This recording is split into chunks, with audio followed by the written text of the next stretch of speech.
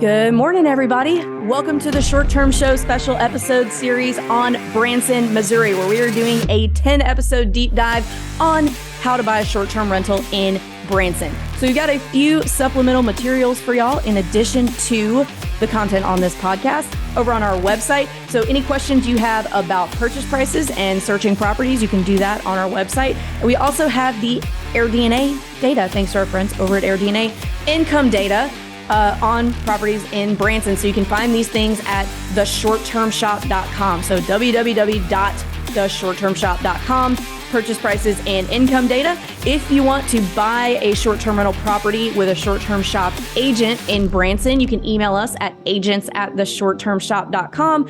Or if you just like us, you just want to hang out with us more, there's a few ways you can do that.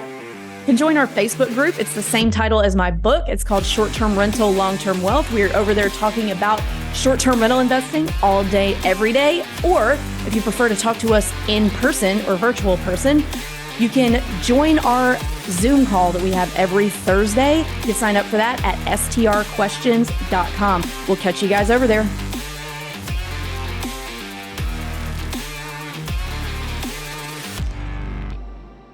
Hey guys, welcome back to another Short-Term Shop special episode series. It is episode 1 of Branson, of the Branson market. So I've got some really cool people to help me go through the first module here on episode 1 about why the hell would you invest in Branson?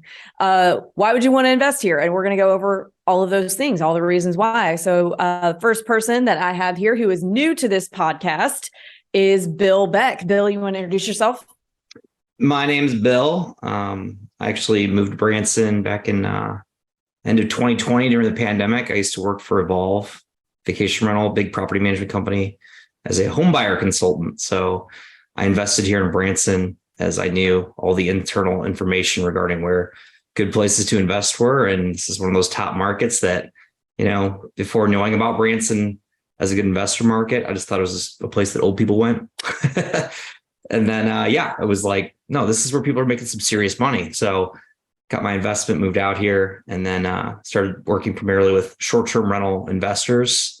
Great time to hit it. And it was, basically every single transaction I've done has been working with vacation rental buyers, sellers. And so that's why I decided to join the short-term shop. I've known Avery since 2018. She's obviously one of the, biggest influential people in this space. And I knew I wanted to align with someone like that who's on the same wavelength as myself. Oh, thank you. And next we have another heavy hitter, Tyann Marcink Hammond with Touch Stave. She's been on the OG podcast. And Tyann, do you want to introduce yourself for people who might not have listened to that episode? Hey everybody, I'm Tyann Marcink Hammond, and with Touch Stay, I'm the queen of guest experience, but I've also been in the market since 2007. So when I started, I was one of 12 properties that slept 14 or more. So if you were bringing a big group to town, that means you stayed with me or one of my family members, most likely, because my entire family is my competition too. So it's lots of fun at our holiday family dinners, right? Swap guest stories, swap information, things like that.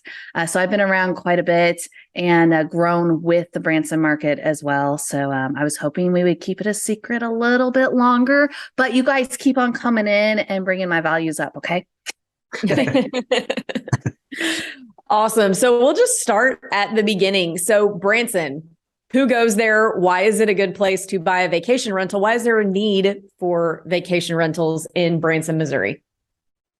How far back do you want to go, Tyann? Do you want to do, because I don't know, way back into the, mid 1900s with the bald knobbers and Silver Dollar City? Is that how far back we want to go? Go ahead. Yeah. Okay. So it actually started, way back when, and there's this, I can't remember the author's name. But Shepherd of the Hills is actually a book, and it was written because the gentleman came to the Ozark area and just saw incredible. And that's why there's Shepherd of the Hills, Tower of Inspiration. So he had gone to the High Point, was inspired by the area. There's a play written about it as well. So you can come to town and see the play. And then Silver Dollar City was also built in 1960. It opened. And have you guys heard of this one show called like Beverly Hillbillies?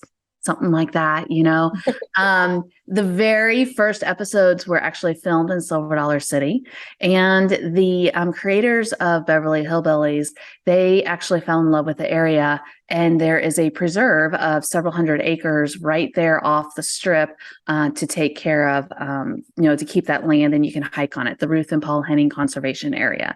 So we go way back, like you said, to the mid 1900s. The dam itself is actually, the lake is fan-made because they built the dam. It's the White River, and the Corps of Engineers came in and built a series of dams and created these areas, and it's for water management and to create power. But then the tourist area grew off of that. So the cool thing about Table Rock Lake is you can go diving, and guess what's under there? There's an old town. You can go dive down there, and there's a ghost town down there. So there's lots of little things that it started in the area, and then it's really progressed over the last decade. When I started back in 2007, they were just starting to put in the infrastructure. And I think that's one of the main things that puts Branson ahead of the game for a lot of places is the infrastructure, because they started putting in those bigger roads, the bigger highways way back when in preparation for what is happening right now. Yeah, I also understand, fast forward like the early 90s, I guess there was a 60 Minutes episode on Branson that caused a massive real estate wave of development. So that's why a lot of our condo complexes are built in like 1993, 1994. So there's a huge influx of people coming in here, and it kind of was a flywheel effect of more and more people coming for various tourism reasons. And it's one of those places that people don't really know about if you're from other parts of the country, but having worked again all over and seeing like the similarities that Branson has to the Smoky Mountains, it's uncanny. It's like we've got all these similar family-friendly, drivable tourism attractions like go-karts and mini golf and retail, and even like Dolly Parton Stampede, Dollywood, Ripley's Believe It or Not, the Wax Museum. It's like, wait, this is like the same Titanic Museum. It's like all this stuff's like the same place. And obviously, as Avery knows, the Smokies is like one of the best places. I mean, it was the top place to go invest. So that's why it's really interesting that it's like Dolly Parton is the golden goose that lays the vacation rental investment golden eggs, right? Yeah. Yep. But the thing that the Gatlinburg area, Smoky Mountains area is missing is Table Rock Lake. So you can do all the different lake and water activities, the jet skiing, the boat, the fishing. We've got world-class golf. PGA Tours comes here. And there's two more things. We have more theater seats than Broadway in New York. We have the largest theatrical stage in the entire country, maybe the world, I'm not for sure. And then we also are the live music show capital of the world. So those are some big things that draw even more people in, and that a lot of people don't even realize. Yeah, I did not realize. These attractions. Yeah, I mean, this is what makes this place, 10 plus months of the year, place that people will come and visit. So if you compare this, like easy juxtaposition is Lake of the Ozarks, people know about it from, the show Ozark. You go there from May through September, Memorial Day, Labor Day. No one goes there the rest of the year. It's dead there. I went there for a buddy's like wedding in September, and it was like, we're the only people here. This is crazy. So Branson definitely has that lengthened season where really it's not as up and down as some other markets. So, okay. So are most of those tourists that are coming in, are they flying, or are they driving, or are they coming in from areas, 5 to 8 hours away? Or is this somewhere where people are flying from like California to come visit? We get a few folks flying in. Not as many though. Branson did open up its own airport, which is really cool, but the Southwest contract didn't last very long. So right now you just have to fly in through Frontier. And I think there's a second small one that they've just opened up. Another airline's coming in. So the next closest is Springfield Airport. But if you're going to fly, most people fly into like Oklahoma City, Kansas City, or Little Rock, and then drive in. So the majority of folks are driving in. We get folks as far north as Minnesota, Wisconsin. We get a lot of folks from there. And then Texas is huge for us. So, that top north and south, Louisiana, and then all the border states around. So going past Tennessee towards the East Coast or past Colorado towards the West Coast, definitely not as much there, but just right here within the Midwest. But the great thing is we're within a day's drive of half the population of the country. So it makes it really easy for families to say, hey, where are we going to go? Let's all drive. Maybe we got budget constrictions or time constrictions, because when you have little kids, you don't want to drive very far and you want to see everybody, as you know, Avery. And so then everybody looks at where can we go, and they end up in the middle of the United States, which happens to be Branson. Yeah, if you're living in a rural town in Oklahoma and you've got family in a rural town in Missouri, it's like, well, why would we go to see each other when we can go meet at this middle ground place with all these things to do and really amazing places to stay at all these vacation rentals? So Yeah, I do have to say that every year when we do our month-long motorhome trip, we stop in Omaha, Nebraska to see Luke's parents. And we always Branson is a nice halfway stopping point to get back home. And it gives the kids something to do, because we always go to Silver Dollar City with them and eat absolute garbage while we're there. And it's really fun. Okay, so we talked about the tourism, who's coming in, what there is to do. Let's talk about the short-term rental regulations. So what are the regulations? I know there are some in the city limits, but maybe different outside the city limits. What does that look like? This is a great question. I mean, Tyann, do you want to go into the history? Because I know this is one of the markets where I guess performance zoning was very was put out there pretty early, relatively speaking, for a vacation rental market. But I don't know the full exact history about how it all went down. But maybe Tyann.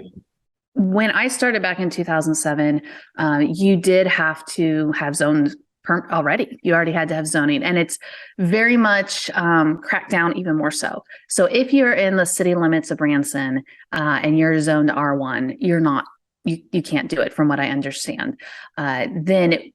The city limits, though, is not very big. So when you say Branson, that is a pretty large area. It also covers 2 different counties when you're talking Branson area. So you have Taney County and you have Stone County. And both of those counties have different rules. And they have different rules for inspections and permits. And then you have to look at the business license for the county. And then you have to have the business license if there's a village. So if you're in Indian Point, down past Silver Dollar City, that's yet another government entity that you need to take care of with health inspections and safety inspections, the fire inspection, and all of that. So wherever you're looking, you need to delve into, is there a registration? Definitely there's going to be a license. Definitely there's going to be inspections. And what additional taxes might there be? Because if you're in city limits, there's an additional 4% tourism tax that you have to pay. And the listing sites don't cover this. They don't include that. There's no agreement with the city. So you're going to have to manually send that in every single month. And then you also have to look like Taney County is where most of our houses are. And I like Taney County and the fact that it is limited to where you can have a vacation rental. So they became very strict just a few years ago. They put a moratorium on any more permits to kind of figure it out. Once they started again, they said, okay, no more R1. And if you don't have a permit in place already, it's not going to happen. So this does drive folks to stay within vacation rental approved communities and neighborhoods.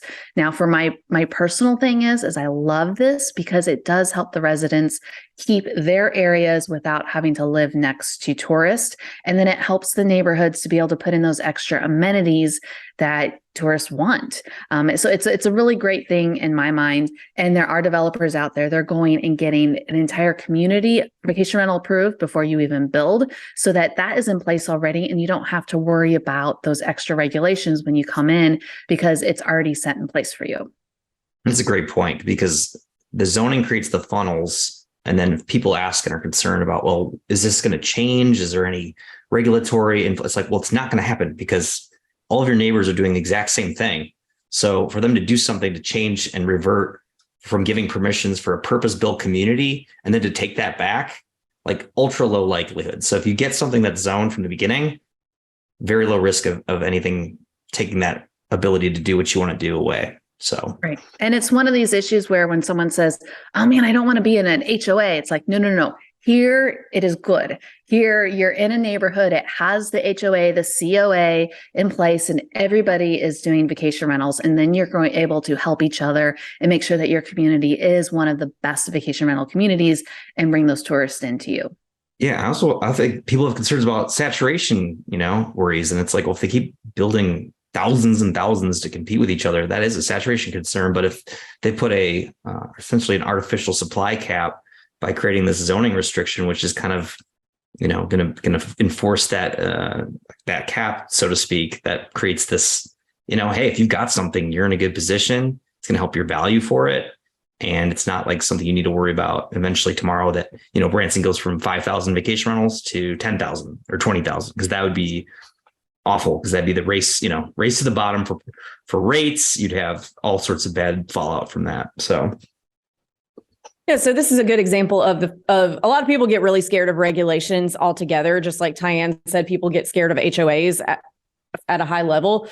This is a good example of regulations are not a bad thing. They keep markets from getting saturated, and HOAs are not a bad thing if they are purpose built for short-term rentals. That's where you want to be. So awesome information so far, guys. So what we've talked about permitting. So is there a process for getting the permits? How difficult is that, or is it pretty easy? I mean, thankfully, I've never had to do that myself. All our properties and our client properties are within purpose-built communities. So those permits were in place already by the developer, which is nice. So I do know they have to go through your regular special use permit, different zoning that is pretty much a standard for cities and counties, where you submit your application, you go before the commission, you'll probably have you'll have a public hearing. All the neighbors within X number, hundreds of feet, are notified. They can come to the public hearing as well. So it's definitely a process. Sometimes it's a couple months, sometimes it could be longer. It very much depends upon the county and what kind of questions they ask you and what they want, what kind of plans they want you to have in place ahead of time. But what's, like we said in Branson, everything's usually already set out for you. And now Stone County. Okay. So I did mention there's different Taney and Stone County. There are some folks who've been trying to get regular houses, get the special use permit and rezoned. And there has not been a lot of luck lately. Definitely look around. You want to talk to your realtor. Super important. Okay. I know you guys are probably smiling like, yes, she said that. Especially in the Branson area, your realtor is really important because they're going to know all those little tiny details and the differences between the different counties and the permits and the areas. It's really, really good to lean on that information with your realtor. I mean, that's really I appreciate that tie-in, because it's like, when I came here, I didn't know this stuff. And it was like, how do I understand how this all works? And it's absolutely overwhelming to try and look at plat maps and zoning maps and the county. And it's like, oh my gosh. But once you start to realize what the true inventory is here, that's where you don't have to go sift through that on your own, because frankly, it's impossible. I've had clients that tried to come and what about this address? I tried pulling it up on the Taney County GIS system and overlaying the zoning map. And I'm like, oh, don't do that. Do not do that. You're just going to be shooting, try to you're not going to find something. It's impossible. Needle in a haystack, even harder than that. So definitely work with a realtor that knows what they're talking about, knows all the communities that work.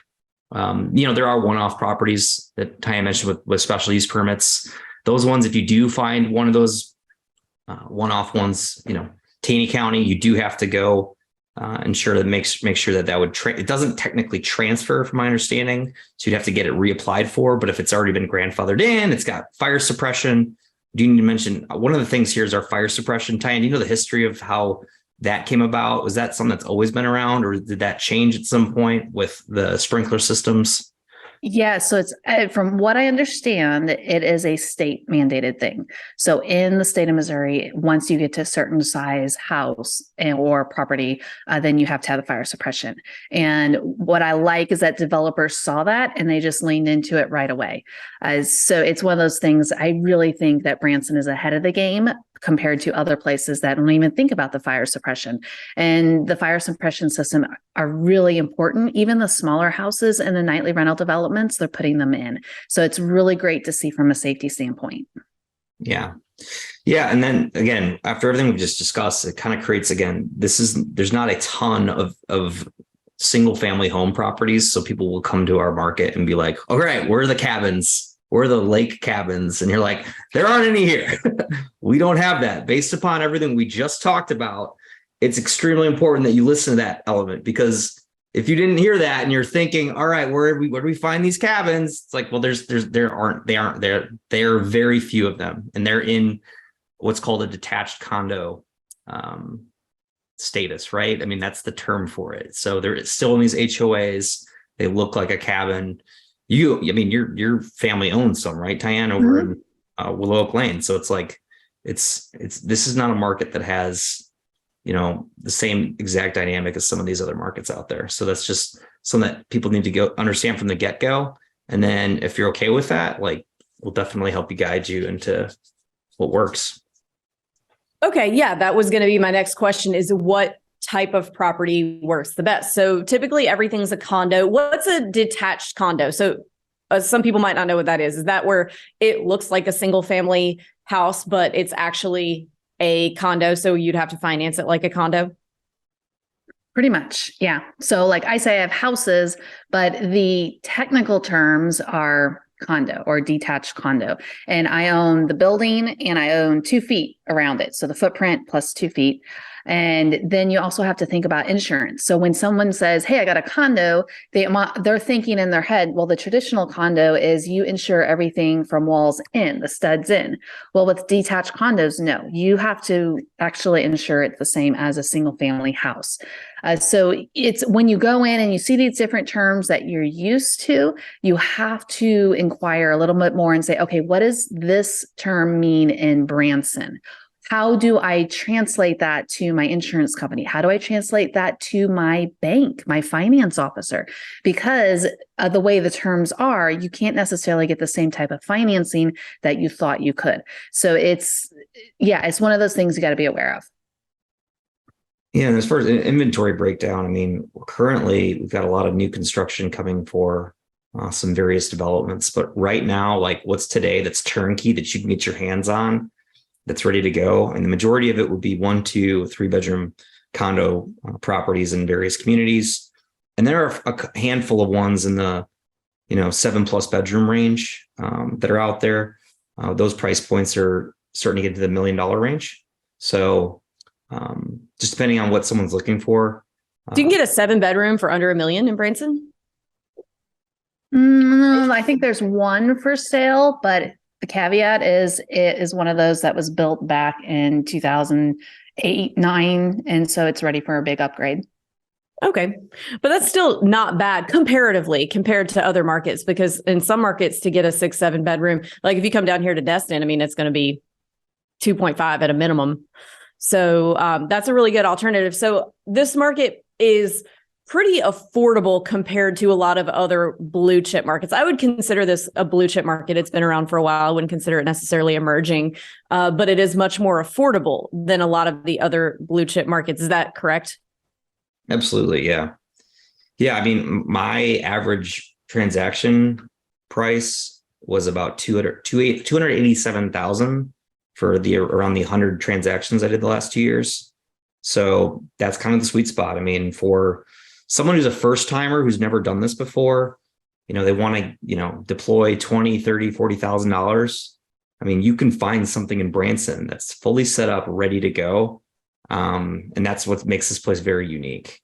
Because if you look at other markets that you can get something for $250,000, you're definitely looking at something that's probably out in a fringe market, not a blue chip. So your high degree of risk when it comes to what is the year over year occupancy curve? Are people going to come here every single year? What's going to keep people drawing them here?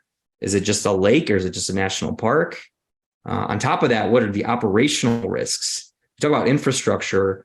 I know a lot of people ask questions on, hey, if we get in Branson, is there going to be handymen? Are there going to be cleaning companies? It's like, absolutely. We have that fully built out. It's extremely robust. So if you start to look at, well, I can get a house out in, some lake over here and it's going to do better because I'm going to have more freedom. And it's like, well, great. But what happens if your cleaning person quits? Then what are you going to do? Because you don't know like if there's any backup options. So thankfully Branson, and the surrounding 30, 45-minute bubble from Branson, the Branson Strip, Silver Dollar City, you definitely have access to a number of different team contractors to assist you with actually operating and taking care of your investment. Awesome. Yeah. So this is a really great option for either first-time investors or people who are on a strict budget, who may not be necessarily first-time, but want to stay under that 500,000 mark. And that's really hard to do in some of the good markets. And this one, you can absolutely do it. So really, really great info. So would you say that what's the sweet spot in terms of size of property, number of bedrooms? I would definitely say a house. Well, a detached condo, I guess it would be the term. Okay, so from this here on out, Bill, let's just say condo is your traditional condo, house is detached condo. Deal? Absolutely. Deal. Okay, deal. All right. So definitely if you can get into a house, because even if it's a smaller one, you want to go house, because condo is, gosh, I want to say there's like over 2,000 rooms, and you're definitely competing with the hotels and motels at the 1-bedroom condo level. Mm-hmm. So your average daily rate, your nightly rate's going to be a lot lower. There's a lot more competition. Your booking window is going to be extremely small and makes it a little more nervous. So if the bigger you can go, it's better, but you also don't want to go too big, depending upon how much risk you want to take. So you have to figure out, am I a big risk taker or am I not a big risk taker? The one hole that I see, and I probably should not be saying this on a public podcast, is that 3-bedroom house space. There's lots of 1 and 2 bedroom condos.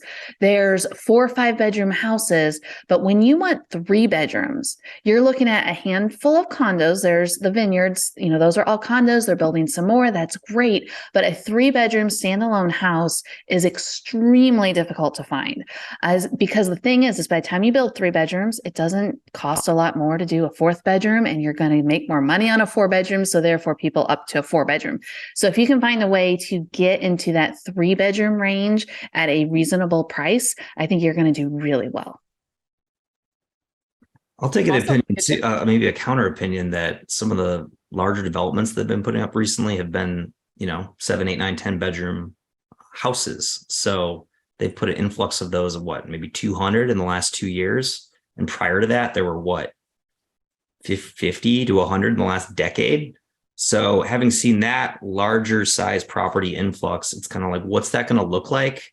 So traditionally, the larger you could build, the better, because there wasn't that many that were out there. And you start to hit the demographic of people that are coming here, which is the multi-generational families that need a big space. The dance teams, the baseball teams, all the groups that come here for the various events. It's like, that is custom built, perfect for those groups. I agree with Tyann. We have a missing gap of properties in the 400 to 600,000 range, where if they built these 3-bedroom houses here, that'd be perfect. But I don't know any developments happening quite yet, but I still think 2-bedroom, 1-bedroom condos, you are competing with hotel rooms. I actually say that directly. So I do agree. Now the 2 bedrooms, we have a lot of them. So that's something that they're the low end ones, like the very entry level, just about $200,000 to get one. They don't perform well. They don't have amenities. They're ugly, curb appeal. Those don't do great. But I've seen some 2-bedroom ones, Point Royale, over in the Landing, Eagles Nest, Lantern Bay area, that people do really fantastic with them. They get them set up, they get them managed accordingly. And even though it's just a 2-bedroom, it's a high performing cream of the crop 2-bedroom. And I've seen those do pretty well. And then 3 bedrooms as well. Those are ones that everybody's kind of on the hunt for. So I think you can do really, really well with a 2-bedroom, even though there are a lot of them. It's just that's kind of what's currently available too. So if you want to get something $250,000, get your hands on something, get it going. I mean, it's as long as you pick the right one, you're going to be in good shape. Yeah. And to your point with the larger houses, That is where a lot of the money is. But the thing is, good luck finding one unless you're getting in on a development. Otherwise, the thing is with these developers, they have their clients, their established clients, and they open up the lots to them first. And then once they're about half gone, they start opening it up to the realtors that they have close relationships with. And then they open it up to the public. And sometimes they even hold back lots until they're ready to release them as well. So you definitely want to have an in, and it's who you know in this area to be able to get into those. And then once folks have them set up and they've got them turnkey, then they're putting them on the market. So my little tip that I believe what's going to happen this summer, towards the end of the summer, there's a development that's getting finished up. And I know there's a few people that are setting them up to sell them turnkey. So there will be some coming online. So just, you want to keep an eye out for that. But the thing is once they're online, they go fast. So if you're going to come to the area, you want to come now, take a look and scout out, okay, this is what these properties look like. Try to walk a couple or two just so you can get used to what the floor plan is, maybe the workmanship of the developer of that neighborhood. So you know where you want to be. That way, when a house comes up, okay, yeah, that's where I want to be. I'm going to jump on this. And then what's really cool is the realtors in our area, you can actually sign something saying, hey, here's my contract, and I'm going to sign that I haven't seen it yet, but I plan to come see it within X number of days. And then you attach that to your contract. So that does give you the opportunity to go in person or to send someone in person if you want more than a FaceTime walkthrough with your realtor. Awesome. All right. So now we've gone through size. Let's talk about areas. So there's probably several areas that not necessarily work better than others, but what are the different areas that are good places to buy short-term rentals in this market? Because of the zoning funnel, it's really interesting. We don't have as much sensitivity as some other markets. When you start to talk about a beach market, it's like as you progressively get farther and farther away from the waterfront, like your profitability starts to decrease. Whereas here in Branson, because we have downtown area, we've got the strip, we've got Silver Dollar City, we've got Big Cedar, Johnny Morris stuff. There's a couple of, plus the lake. So they've got all these various things that maybe someone wants to be by the lake, but for every one of them, maybe there's people that want to be closer to the strip, or maybe someone wants to straddle right between that, or maybe someone wants to be closer to Silver Dollar City. So we don't have an exact sensitive, like you need to be here, you need to be there. It's more, I almost think of it's like a triangle where if you're between Branson West, kind of riding along the eastern edge of Table Rock Lake, all the way down to kind of the Arkansas border, which, we're really close to Arkansas. And then you kind of go up to maybe Branson City area and a little bit east of that. I mean, that triangle is that's where everything's at. And if you're too far outside of that, that's when it starts to get a little bit riskier. There's really nothing to the north of us. When you start to head towards Springfield, it's just gorgeous drive, but there's nothing really out there. If you start to go east, there's even less. I mean, there's the Branson Airport, but beyond that, it's like you're starting to get into straight up wilderness. If you go west to the lake, there are some interesting ones that you can get out in actually Berry County, which is the third county we didn't really discuss. There are no regulations in Berry County. So if someone's like, I need a lake house that I can vacation rent, you could say, okay, well, if you get something in Berry County, you can actually do that. But that starts to get outside of the Branson market because we're talking 50-minute, maybe an hour drive to get out to Eagle Rock, to Shell Knob, and you have no cell service. You're driving past Dollar Generals and farms, and that's it. But that kind of is the triangle that I think as far as a sweet spot you want to be, unless you're a little bit more of a risk taker and you want to be on the west side of the lake. And then obviously Arkansas border to the south. So. All right. So talk to me about lakefront stuff, because I know that was a big thing before we started recording, like that a lot of people want to buy lakefront and that doesn't really exist. So can you kind of shed some light on what that means? Yeah. So lakefront is the entire shoreline, like we said earlier, the Army Corps of Engineers, they're the ones that built the lake. That means they also own the shoreline. And I want to say it's an average of 50 feet up. And if you build anything onto their land, you can be asked to be removed it. So you don't want to build your deck on their land. You don't want to build your house on their land or anything. Now, what that also means, because they own the shoreline, that doesn't mean the shoreline is actually able to be seen. So the Army Corps of Engineers, their purpose is the lake and conservation, the waterway, all of that. So that means they're going to keep the trees. They want to take care of the fish. So their goal is to take care of nature, which is really awesome to come to a lake that it's quiet. It's very natural. It's amazing. We call it the family lake in comparison to Lake of the Ozarks, which is very, very different. That's the party lake, and where you see docks and houses and decks overlooking the water and everything. So this is the complete opposite of it. So if you're lakefront, that doesn't mean you actually even get to see the lake. You might be able to hear it. You can probably hear the boats with their music on the summer night because the sound carries across the lake. So you would be paying extra for lakefront. But when I'm looking at a house and when a guest asks me, they say, "Hey, are you going to how close can I get to the lake? Can I see the lake?" It's like, okay, you want lake view. So that means you're going to be a little bit further back. You may be higher up. You might not necessarily be able to walk easily to the lake. We try to find places that are an easy walk. So you're talking about like a quarter mile or so. And then you also have to be aware that the shoreline isn't always a gentle walk either. It could be a cliff that you jump off of.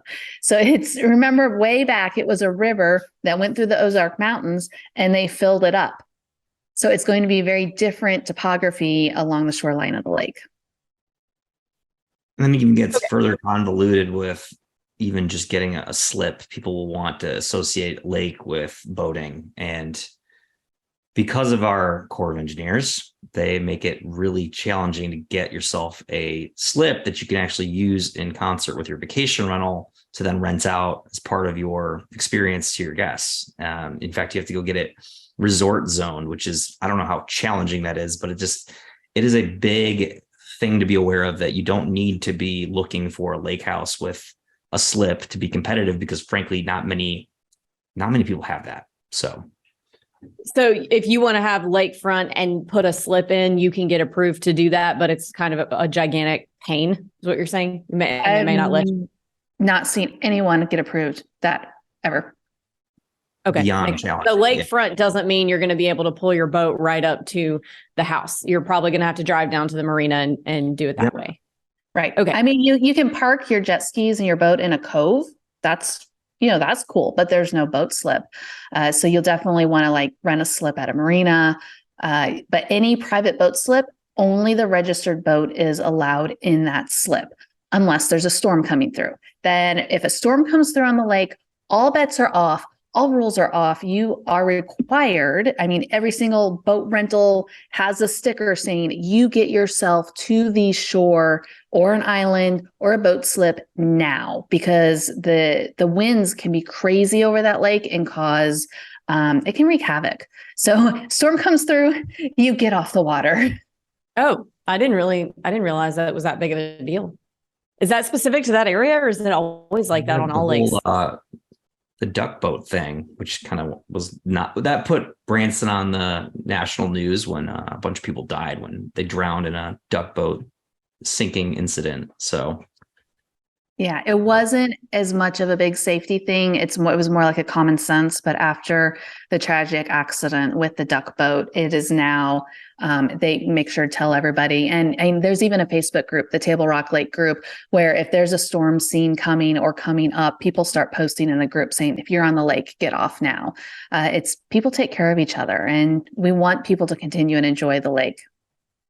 I'm going to have to look up the duck boat incident. So a storm came through and made it sink and people died. Is that what happened? Basically? Yeah. And there were like probably safety violations by the company, but I'll let you read the story. It's pretty interesting how it all went down. Yeah, I'll look it up. We go every now and then, we'll take out of the Destin Harbor. There's like a kids pirate ship cruise and a kids dolphin cruise. And every time, we're going way out in the ocean sometimes, or the Gulf, excuse me, or the bay. And I make my kids wear life jackets on that, and everybody looks at me like I'm some dork mom who's putting like pocket protectors on her kids. And I'm like, guys, if something happens, they need to have life jackets on. But maybe I'm the helicopter mom. I don't know. But no, you're not. You're not. It's Coast Guard rules up to age, I want to say 12. If you're on the water, you have to have a life jacket on.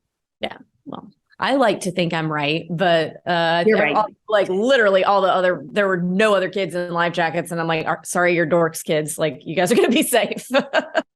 Yeah. So now we've talked about the lake for as long as we have. It's just not a big thing in Branson to be looking for. So people shouldn't try to be finding that because it's just a lost cause to try to go down that route. Just focus on what does work, what's available. That is what the competition is. So that's who you got to have your eye on. Okay. Awesome. So is there anything else about why you would buy in Branson, why this is a great market that we haven't hit on that you think we should? I wanted to say the history of our occupancy that comes here. I mean, what do we see? 10 million tourists per year, Tyann? Something like that. It's crazy. And then listening to the Missouri tourism folks and the governor and how Missouri is targeting Texas and other areas and what the massive things they're doing to bring folks to Missouri itself. And then talking to the Branson Chamber of Commerce and the Table Rock Lake Chamber of Commerce and what they're doing to bring people to the area. I mean, as you know, I'm all in. This is where my properties are. This is where I run my property management company, Branson Family Retreats. And this is where the money works really well for us. Yeah. And the more development that's coming, I mean, we didn't even touch upon the Johnny Morris and everything he's doing. He's the founder of Bass Pro Shops. I mean, he's got big plans for our area. And I think there's a partnership with the Walton family from Walmart. So there's a lot of big money that's going to be coming into our area. So as Branson has kind of stuck around since the mid 1900s, I mean, it's evolved. So things like the hotels that were on the strip have kind of gone by the wayside. People aren't staying at those anymore. Vacation rentals have been on the upswing, and there's just been a lot of development that's coming in. So if you can get in before all this major developments happen, it's kind of a perfect time. So. Well, if nobody has any more points to make that we haven't touched on already, then we will close this one out.